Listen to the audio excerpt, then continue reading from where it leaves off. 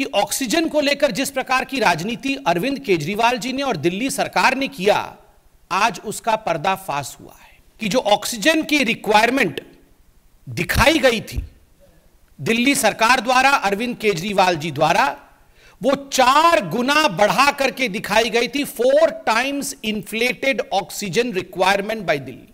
अरविंद केजरीवाल जी के इस झूठ के कारण 12 ऐसे राज्य थे पूरे हिंदुस्तान में जो अफेक्टेड हुए अपने ऑक्सीजन सप्लाई को लेकर, क्योंकि सब जगह से ऑक्सीजन काट करके दिल्ली भेजना पड़ा।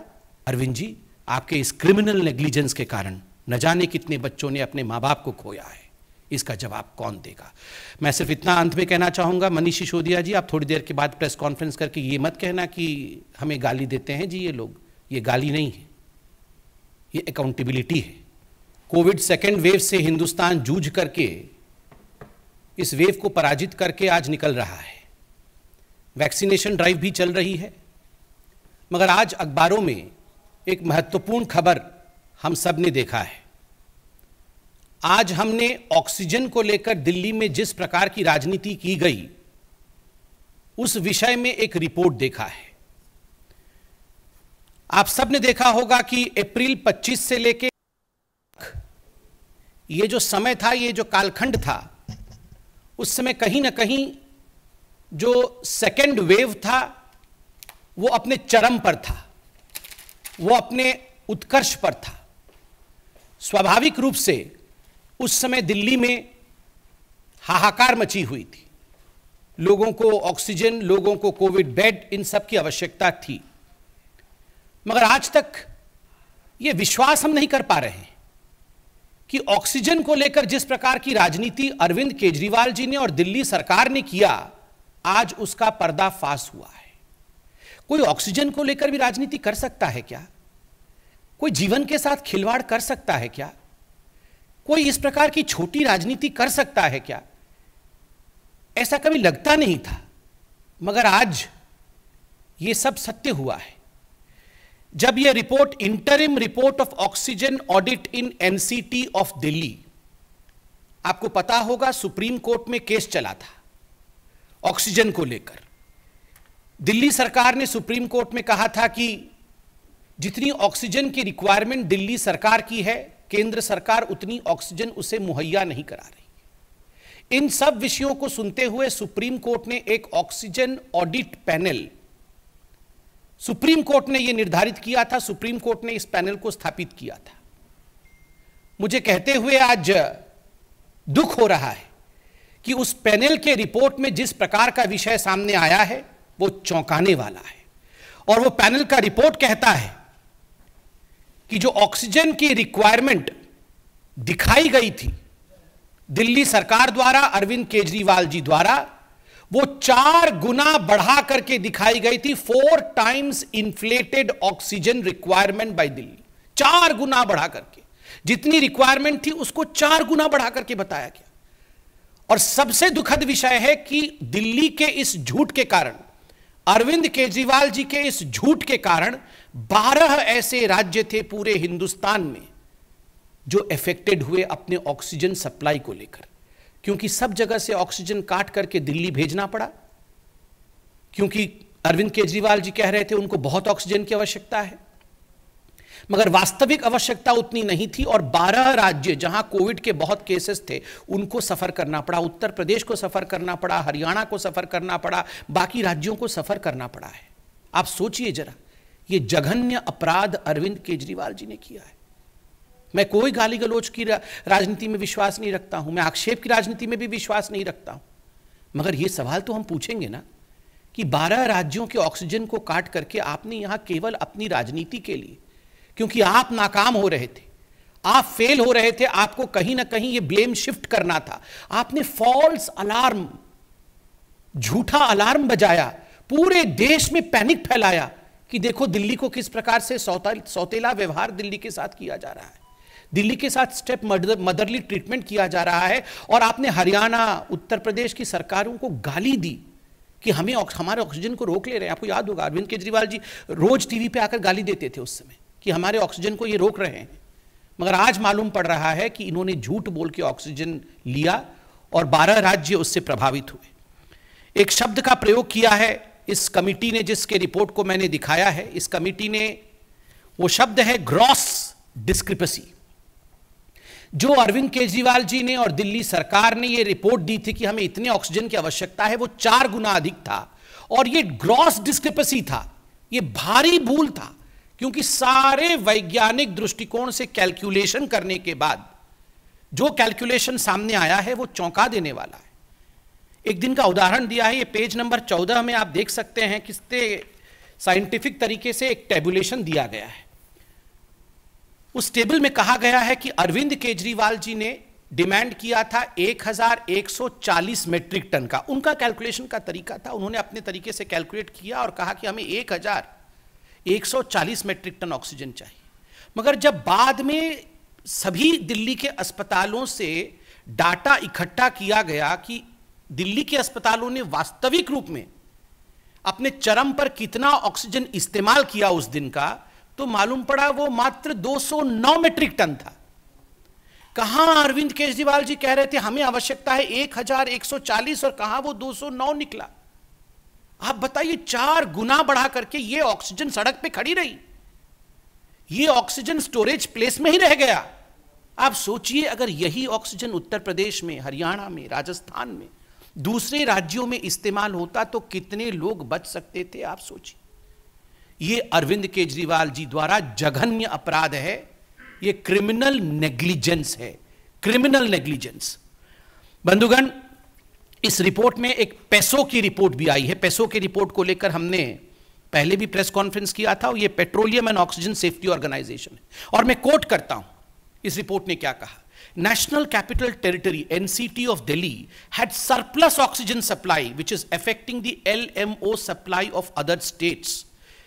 जब अरविंद केजरीवाल जी रोज सुबह 12 बजे आके प्रेस कॉन्फ्रेंस करते थे और एक फॉल्स अलार्म और पैनिक करते थे, तो उस समय ऑक्सीजन सप्लाई दिल्ली में सरप्लस थी, कोई कमी नहीं थी। मगर वो मैनेज नहीं हो पा रहा था, कौन सा ऑक्सीजन का सिलेंडर कहां जाना चाहिए, कौन सा क्रायोजेनिक टैंकर कहां जाना चाहिए, ये मैनेजमेंट अरविंद केजरीवाल जी की सरकार करने में नाकाम थी। और तो और आपने देखा होगा, वो सुबह से शाम एडवर्टाइजमेंट में व्यस्त थे। जब पानी सर के ऊपर जाने लगा और अरविंद केजरीवाल जी को मालूम पड़ा कि उनसे गलती हो रही है, तब जाके उन्होंने कहा नहीं, अब हमने क्रायोजेनिक टैंकर के लिए एडवर्टाइजमेंट किया है, हम मलेशिया से मंगाएंगे। बाकी तमाम राज्यों ने एडवर्टाइज करके मंगा लिया था पहले ही। अरविंद केजरीवाल जी बाद में जागे और कहते अब हम मंगा रहे हैं। पूरे दिन एडवर्टाइजमेंट में व्यस्त थे। बंधुगण, आपको मैंने पहले भी प्रेस कॉन्फ्रेंस में बताया था कि सुप्रीम कोर्ट में एक आंकड़ा रखा गया था कि किस प्रकार दिल्ली और मुंबई के बीच में उतने ही केसेस एक दिन का, मई 3 तारीख को मुंबई के अंदर कोरोना पॉजिटिव केस 92,000 थे और दिल्ली में 95,000 थे, दोनों के लगभग बराबर है। मगर मुंबई को जो ऑक्सीजन रिक्वायरमेंट थी वो थी 275 मेट्रिक टन, और दिल्ली ने जो ऑक्सीजन रिक्वायरमेंट अरविंद केजरीवाल जी के माध्यम से कहा वो 900 मेट्रिक टन का था। मुंबई 200 में मैनेज कर सकती है उतने ही मरीजों का, और दिल्ली में 900 मेट्रिक टन क्यों? केवल इसलिए ताकि आक्षेप लगाया जा सके, मोदी जी को गाली दी जा सके, सेंटर के ऊपर ब्लेम शिफ्ट किया जा सके। इस रिपोर्ट में एक और बहुत महत्वपूर्ण बात है। इस रिपोर्ट में कहा गया है कि कोर्ट के अंदर अरविंद केजरीवाल जी की सरकार ने कहा कि हमने जो कैलकुलेशन किया है ना, ये कैलकुलेशन आईसीएमआर के गाइडलाइन के मुताबिक किया है। मगर आपको जान के आश्चर्य होगा, जब इस टीम ने, ये जो टीम है सुप्रीम कोर्ट की ऑडिट टीम है, जब इस सुप्रीम कोर्ट की टीम ने अरविंद केजरीवाल जी से कहा केजरीवाल जी जरा वो आईसीएमआर की गाइडलाइन की कॉपी हमें सुपुर्द करिए जिससे आपने कैलकुलेशन किया था, तो हाथ खड़े कर दिए जी अरविंद केजरीवाल ने कि हमारे पास ऐसा कोई गाइडलाइन नहीं है। सुप्रीम कोर्ट ने आपने झूठ बोला कि हम गाइडलाइंस के हिसाब से ही बना रहे हैं, और बाद में आप कहते हैं हमारे पास ऐसा कोई गाइडलाइन नहीं है। आपको वो भी याद होगा ना, आदरणीय अरविंद केजरीवाल जी और राघव चड्ढा जी एक दिन के अंतर में 2 प्रेस कॉन्फ्रेंस में अलग अलग डिमांड। 7 मई को, पहले तो अरविंद केजरीवाल जी 6 मई को प्रेस कॉन्फ्रेंस करते हैं और वो कहते हैं कि हमें 700 मेट्रिक टन चाहिए। राघव चड्ढा जी उसके कुछ घंटों बाद प्रेस कॉन्फ्रेंस करके कहते हैं कि हमें 976 मेट्रिक टन चाहिए। आप सोचिए जरा, एक ही पार्टी और उन्हीं के मैनेजर्स एक ही दिन में 2 अलग अलग रिक्वायरमेंट बता रहे हैं। ये इस प्रकार की राजनीति इनकी चल रही थी। और बंधुगण, ये राजनीति ऑक्सीजन को लेकर जिस प्रकार से हुआ है, कहीं ना कहीं ये सब कुछ एक षड्यंत्र, एक कॉन्स्पिरेसी और जानबूझ के किया गया है कि किस प्रकार से दिल्ली सरकार जो गलत कर रही थी उसके ऊपर से ब्लेम हटे और ब्लेम शिफ्ट किसी और के ऊपर हो जाए। अरविंद केजरीवाल जी, बहुत दुख के साथ कहना पड़ रहा है, आप लगातार झूठे वादे करते रहे हैं, उन वादों को आप निभाते नहीं हैं, आप केवल विज्ञापन देते हैं और बाद में उसी का ठीकरा किसी और के सर पे फोड़ने का भरसक प्रयास करते हैं। आपने कहा हम तो 30,000 हॉस्पिटल बेड खोल देंगे जी, हम तो घर घर ऑक्सीजन भेज देंगे, सबके घर में ऑक्सीमीटर होगा, किसी को चिंता नहीं करने की आवश्यकता है। मगर हुआ क्या? ना किसी को ऑक्सीजन मिला, ऑक्सीजन होते हुए भी नहीं मिला, बेड आप अरेंज कर नहीं पाए, ऑक्सीमीटर तो छोड़िए, आप तो कोविड टेस्टिंग तक घर में नहीं करा पा रहे थे। तो इस प्रकार का मिसमैनेजमेंट अरविंद केजरीवाल जी की सरकार ने किया था, केवल विज्ञापन और कोई काम नहीं। वैक्सीन में भी ठीक यही कर रहे हैं, हमारे पास नहीं है जी, हमारे पास नहीं है, सब है, पूरा इनके पास वैक्सीन सब मौजूद है। जहां दूसरे राज्य 16 लाख 11 लाख कर रहे हैं, वहीं 50,000 70,000 करके आक्षेप दूसरों के ऊपर लगा रहे हैं, राशन को लेकर राजनीति कर रहे हैं। आज आप समझ रहे हैं कि जो व्यक्ति ऑक्सीजन को लेकर इतना बड़ा झूठ बोल सकता है, वो व्यक्ति राशन को लेकर कितना बड़ा झूठ नहीं बोलता होगा। ऑक्सीजन के बिना तो हम जी ही नहीं सकते। जीवन के साथ खिलवाड़ किया जिस व्यक्ति ने, वो राशन को लेकर झूठ बोल रहा है कि मैं तो घर घर देना, कुछ नहीं देना चाहते जी, घर घर, ये सिर्फ अपना नाम घर घर पहुंचाना चाहते हैं और कुछ नहीं, खाली विज्ञापन घर घर पहुंचाना चाहते हैं जी, और कुछ नहीं है इनका।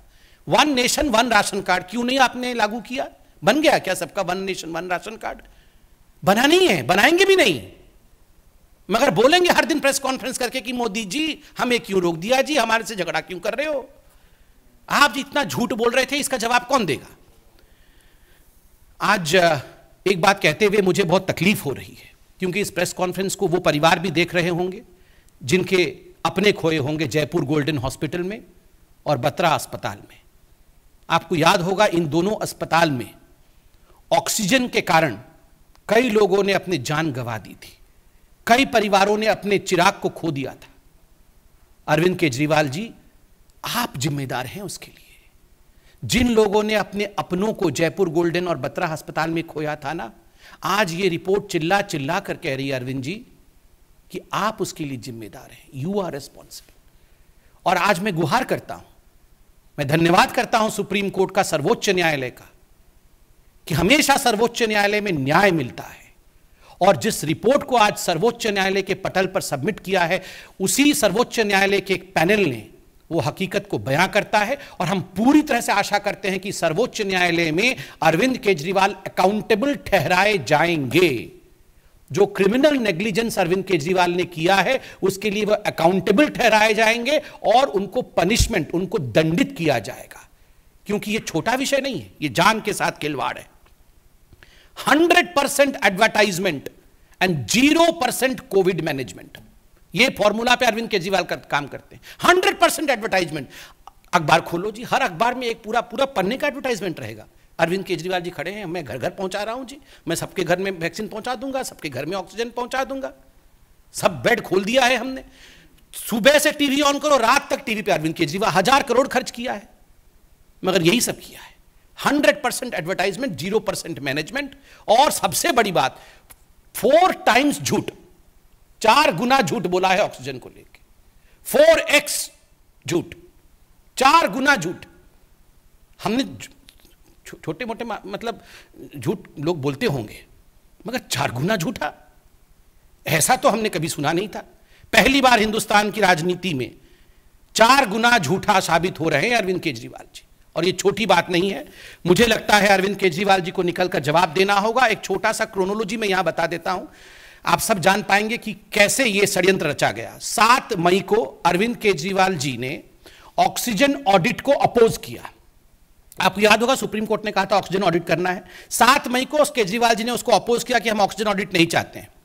9 मई को सुप्रीम कोर्ट ने ऑडिट पैनल अपॉइंट कर दिया, जो जिसके विषय में आज हम बात कर रहे हैं। 9 मई को अपॉइंट हुआ ऑडिट पैनल। 13 मई को सिसोदिया जी ने प्रेस कॉन्फ्रेंस करके कहा, नहीं, सरप्लस ऑक्सीजन दिल्ली के पास आ गई है, अब हमें ऑक्सीजन की कोई आवश्यकता नहीं है, जो ऑक्सीजन जहां है वहीं रुक जाओ, जो स्टोरेज सेंटर में ऑक्सीजन था आप सब वहीं रुक जाओ और ऑक्सीजन की आवश्यकता नहीं है। वाह, मतलब ऑडिट जैसे ही सुप्रीम कोर्ट ने ऑर्डर किया, आप तुरंत बोलते हैं हमारे पास सरप्लस ऑक्सीजन है। और 24 जून को अर्थात कल ये रिपोर्ट सबमिट होती है सुप्रीम कोर्ट में, जहां बताया जाता है कि 4 गुना बढ़ा करके ऑक्सीजन सप्लाई बताया गया था दिल्ली का। तो ये सब कुछ सोच समझ करके अरविंद केजरीवाल जी, जानते थे, अनजाने में नहीं, जानबूझकर मोदी जी पे हमला करने के लिए किया। लोग जान भी गंवाए हैं और मुझे लगता है अरविंद केजरीवाल जी को उन बच्चों का उत्तर देना पड़ेगा जो बच्चे आज दिल्ली में यतीम हो गए हैं। अरविंद जी, आपके इस क्रिमिनल नेग्लिजेंस के कारण न जाने कितने बच्चों ने अपने मां बाप को खोया है, इसका जवाब कौन देगा? मैं सिर्फ इतना अंत में कहना चाहूंगा, मनीष सिसोदिया जी, आप थोड़ी देर के बाद प्रेस कॉन्फ्रेंस करके ये मत कहना कि हमें गाली देते हैं जी ये लोग। ये गाली नहीं है, ये अकाउंटेबिलिटी है। ये पूछ रहे हैं सवाल और बहुत प्यार से सवाल पूछा है, कोई गाली गलोच नहीं है। लोगों की जाने गई हैं, इसकी जवाब अरविंद केजरीवाल जी आप देंगे। धन्यवाद मित्रों। No, it's but natural that in fact this was a conspiracy in play, even by the standards of Delhi government formula, as you rightly pointed out, and the tabulation in page number 14 classically shows that the requirement of oxygen at best, even if we follow Delhi government's formula, would have been somewhere around 351 metric ton. And if we follow the central government's calculation, it would have been around 289 metric ton. And actually what was required was, and which was expended was 209 metric ton, far below the Delhi government and central government's calculation. But Arvind Kejriwal projected it to be 1,140 metric ton. Just imagine the amount of criminality that is hidden behind this. ये साजिश है. See, as far as Mr. Arvind Kejriwal is concerned, he basically thrives in advertisements. So this kind of grand posturing that Mr. Arvind Kejriwal is doing through sending number of letters, number of reminders to various hospitals now, and the advertisements that we see Mr. Kejriwal walking in the middle of oxygen cylinders, I firmly believe, I mean, good if he's really working hard, but I firmly believe that he's only trying to showcase and grandstand. Because if the same Mr. Arvind Kejriwal would have put 1/4 of the effort that he is showcasing today for the second wave, Delhi would not have suffered the way it suffered in the second wave. Because Mr. Arvind Kejriwal was unprepared for the second wave, despite the warning by the central government, and because he was only consumed in advertisements, he failed in his duty, and to cover up his mistakes, all he tried was to shift the onus to the central government. And that too in a criminal way. That too by playing with the lives of poor people of Delhi and 12 other states also. देखिए, peso report को लेकर हमने भी आज भी बताया, पहले भी प्रेस कॉन्फ्रेंस किया था और ये मुख्य अखबारों में डिटेल में छपा था कि जिस तरह से सुप्रीम कोर्ट ने जब ऑक्सीजन ऑडिट की बात की, तुरंत उसके 2 दिन बाद 9 तारीख को सुप्रीम कोर्ट ने ऑक्सीजन ऑडिट की बात की और 13 तारीख को दिल्ली सरकार ने और मनीष सिसोदिया जी ने प्रेस कॉन्फ्रेंस करके कहा कि अब हमारे पास सरप्लस ऑक्सीजन है, अब हमें ऑक्सीजन की आवश्यकता नहीं है। और जिन जिन सप्लायर्स के पास ऑक्सीजन थे दिल्ली के और वो ऑक्सीजन दिल्ली आने थे, उनको रोक दिया गया कि आप भेजो मत, हमारे पास स्टोरेज भी नहीं है और हमारे पास सरप्लस है। तो देखिए, ये और आपको चाहिए तो उन राज्यों को दे दो जहां जरूरत है। तो ये जब उनको पता चल गया कि सुप्रीम कोर्ट अब जांच बैठा रही है, अब ऑडिट में सच्चाई सामने आ जाएगी, तो जितना हमने अभी तक भूल किया है उतना तो कर दिया है, आगे और पकड़ में आ जाएंगे तो मुश्किल हो जाएगा। उन्होंने तुरंत ऑक्सीजन लेना बंद कर दिया। कहीं ना कहीं ये सिर्फ सोचा समझा कॉन्स्पिरेसी और षड्यंत्र था कि हम किस प्रकार से मोदी जी को बदनाम करें, किस प्रकार केंद्र सरकार के ऊपर कीचड़ उछालें और इसका राजनीतिक बेनिफिट हम लें। कोरी राजनीति थी, ये सियासत था, ऑक्सीजन पे सियासत। बिल्कुल न्याय दिलाएगी अमित जी, हम लड़ेंगे इसके लिए, ये जीवन का विषय है। हम बिल्कुल उन लोगों के साथ जिन्होंने अपने परिवार से अपने प्रियजनों को खोया है, उन बच्चों के साथ जो यतीम हुए हैं, उनके साथ खड़े हैं और उनके लिए हम कहीं भी लड़ना पड़े हम बिल्कुल लड़ेंगे। और एक पार्टी के नाते नहीं, हम सेवा ही संगठन करने वाले लोग हैं, बिल्कुल सेवा भाव के साथ हम लड़ेंगे, कोई राजनीति नहीं, और हमेशा हम उन लोगों के साथ खड़े होंगे, न्याय उन्हें दिलाएंगे। See, 2 things. Number 1, as far as the submission of the Aam Aadmi Party, that there were certain formats which have been sent to the hospital and all these oxygen requirements were as per the formats which were filled by the hospital is concerned. In this, 2 things are extremely important. Number 1, remember there is a formulation by the central government as well as the Delhi government. There was a formulation on which the oxygen is being calculated across the country. Mumbai calculated with this formulation and in fact managed everything well. While in Delhi, Mr. Arvind Kejriwal's government submitted on the floor of Supreme Court that there was a formulation of Delhi government which was guided by the ICMR guidelines, but later failed to submit any such guideline to the audit team, meaning that in fact they were only falsifying and falsely putting things in front of the Supreme Court.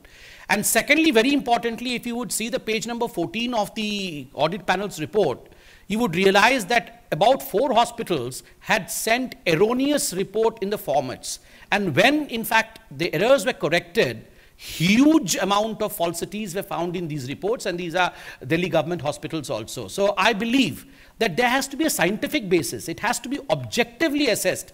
There cannot be a subjective assessment as far as oxygen requirement is concerned.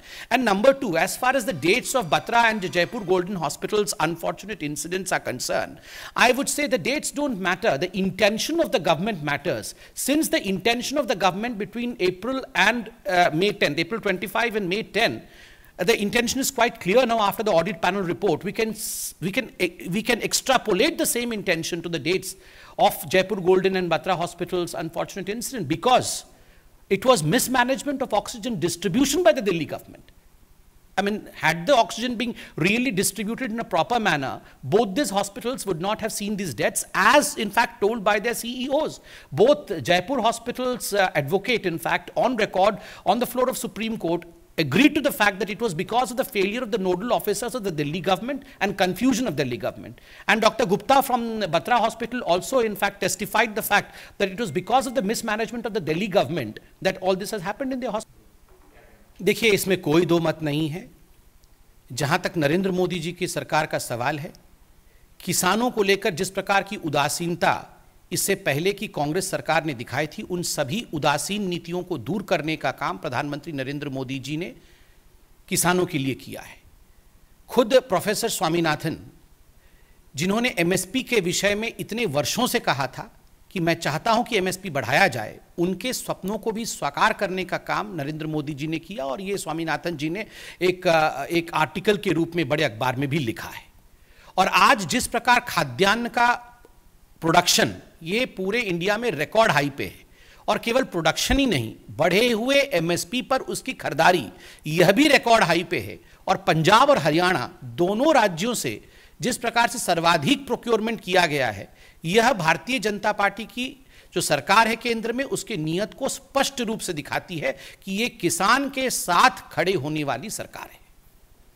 मेरे ख्याल Aman ji, yes, देखिए, मुझे लगता है ये एक बहुत गंभीर मसला है, और इस मसले पर आदरणीय प्रधानमंत्री जी ने खुद ट्वीट करके हम सबको जानकारी दी है, और इस पर मैं इससे अधिक कुछ नहीं कहना चाहूँगा। प्रधानमंत्री जी ने जब खुद बैठक को एक गार्डियन के रूप में, और लोगों ने कहा कि बहुत ही अच्छी बैठक रही, शानदार बैठक रही, एक बहुत अच्छे कंड्यूसिव एटमॉस्फेयर में 3.5 घंटे की बैठक चलना, और ये जो डायलॉग है 3D को लेकर हुआ है, डेमोक्रेसी, डिलिमिटेशन और डेवलपमेंट, और इन 3D से जो 4th D होगा वो बहुत महत्वपूर्ण है, वो है डिग्निटी। किस प्रकार से डिग्निटी के साथ जम्मू कश्मीर के लोग सर उठा करके आगे बढ़ सके, उसके लिए प्रधानमंत्री जी ने चिंता की है। स्वाभाविक है, हम सब उसका स्वागत करते हैं, और सबसे बड़ी बात है सभी ने इसका स्वागत किया है पूरे देश में। मुझे लगता है इसमें इससे अधिक कुछ कहने की आवश्यकता नहीं है। धन्यवाद।